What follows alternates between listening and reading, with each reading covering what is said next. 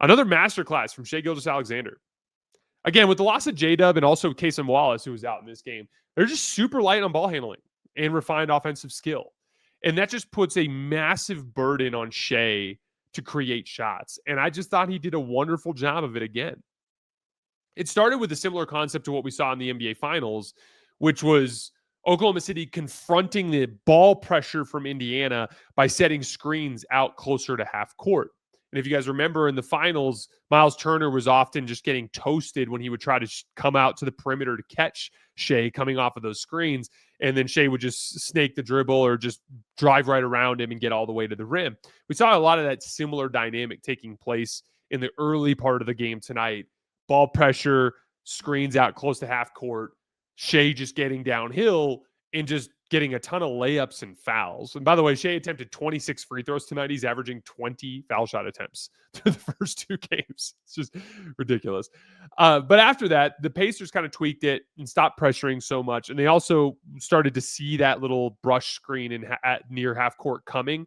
And they would scoop like way around it and meet Shai on the other side. So they were able to kind of contain some of those semi-transition drives. And so when they did that, it turned into a steady diet of Shai ISOs. And it was like ISOs off the right elbow and post-ups on the left block. A lot of post-ups on the left block in the second half. And from there, they just continued to slowly but surely manufacture offense. Like Shai would score one-on-one with little short jump shots. He used a bunch of really sharp pump fakes to draw fouls tonight. Like he sets up his pump fake extremely well to look like his regular shot attempt. And the ones that I think of are like he drew one, I think it was on Jarris Walker. He got one on Jarris Walker, one on Obi Toppin late that kind of matched this concept that I'm talking about. But off the right elbow, one of those right elbow ISOs, he went with that like textbook little live dribble jab step where he kind of like leads with his right foot and kind of jabs with it while he does a quick little in and out dribble. He'll take that shot all the time. And it looks exactly like that. And so it's tantalizing when you're the defender, when he goes like that and then he goes up into his shot and it looks exactly the way it looks like when he's actually shooting. And you want to time it right to get a contest. But next thing you know, Shai's still on the ground. Now he's jumping into you and draws a foul. Similarly, the right shoulder fade, he got one of these off of the left block in overtime, if I remember correctly. But he'll bump you with that left shoulder, he'll spin over that right shoulder, and he'll take that shot.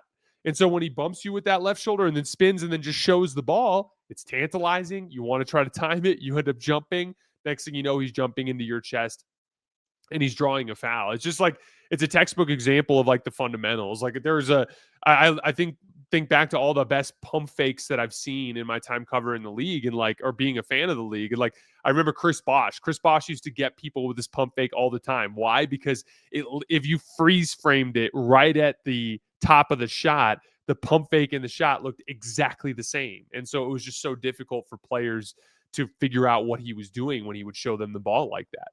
The other thing that I thought Mark Dagenhall did a really nice job of in this game was setting up the spacing. He always kept AJ Mitchell or Aaron Wiggins one pass away on those ISOs and post-ups. And so the Pacers were mostly sending their doubles from that direction. And I thought both of those guys did a really nice job of taking advantage of the baked-in driving lanes that were there by just ripping off of that closeout and getting all the way into the lane. AJ Mitchell got a bunch of those. Aaron Wiggins got one of those. And then also Aaron Wiggins was able to knock down the jump shots, the open jump shots that were coming off of those double teams. He hit several down the stretch to ice the game. What it did is it just put Indiana in this brutal spot where they either had to let one of those guys, like with a huge disadvantage, try to guard Shai, or they had to send the double team. And next thing you know, it's AJ Mitchell ripping down the lane for a layup or drawing a foul, or Aaron Wiggins knocking down an open jump shot. And it just is a testament to the depth of talent that this Oklahoma City team has. Like AJ Mitchell and Aaron Wiggins went for 49 points, being slotted way up into tougher on-ball roles because of the injuries. Like Wiggins hit like a tough, like step back three at the top of the key. AJ Mitchell had a lot of good on-ball reps. He was doing a really nice job getting to his strong hand, getting all the way to the rim and drawing fouls and getting easy layups. Those two guys just did enough to support Shai. And then, like, Shai's just been absolutely fantastic to start the year. There's no way around it. And the crazy thing is I feel like he still left some meat on the bone in those two games. Like he missed several easy ones at the end of regulation tonight, little short jumpers around the left elbow that he missed that are shots that he normally makes. And he missed like 5 clutch free throws in the 2 games. Despite all that, he's averaging 45 points in 2 wins, and his team literally needed every single one of those points with the injuries that they've had. I just can't say enough about how good Shai has been to start the season. And then Lou Dort, once again, I mean, I know he's, 1 for 12 or something like that to start the season from 3. He's having a rough shooting start, but he's still just such a wrecking ball on defense. I felt bad for Pascal Siakam tonight because the Pacers dropped Nembhard early in the game. He gets tangled up with Shai, hurts his shoulder. Nesmith ends up going down in the middle of the game. They're already out Tyrese Halliburton and TJ McConnell. So there's just no ball handling. And so, like, in overtime, you were watching Siakam bring the ball up over and over again against like aggressive Lou Dort full court pressure.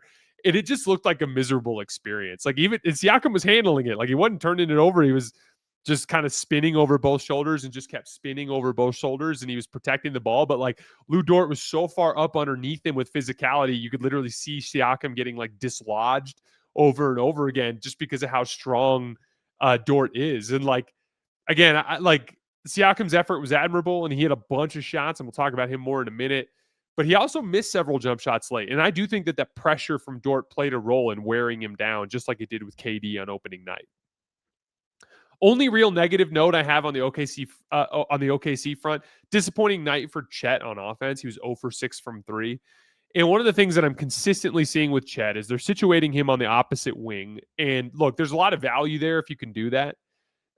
Boston did this for years in the Porzingis Horford era, for the 2 years, I should say. I say years, but for those 2 years, they were positioning Horford and Porzingis above the break for a very specific reason. If you do that, it potentially removes a rim protector from the paint because the rotation is different coming off the wing than it is coming out of the corner, right?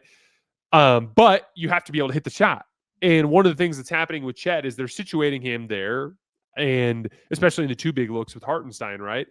And when they situate him there, his man is consistently digging down and nail help, right? So he's sitting right down at the nail, right at the foul line, ready to help on any Shai drive or any other action taking place on the other side of the court. And the only thing that Chet can do to loosen that up is to hit that above the break 3. And, you know, he's hit a couple on opening night. He hit a big one in crunch time on opening night, but that was part of the story tonight. Was he was 0 for 6 from 3, and it allowed Indiana to get away with sending aggressive help to the nail when he was situating himself there. And so just something to keep an eye on with Chet, just whether or not he can get to the point where he can consistently knock that shot down over time. But again, like, can't complain about 2-0 against 2 good teams to start your title defense. And the Thunder just look like a grown-up team led by Shai.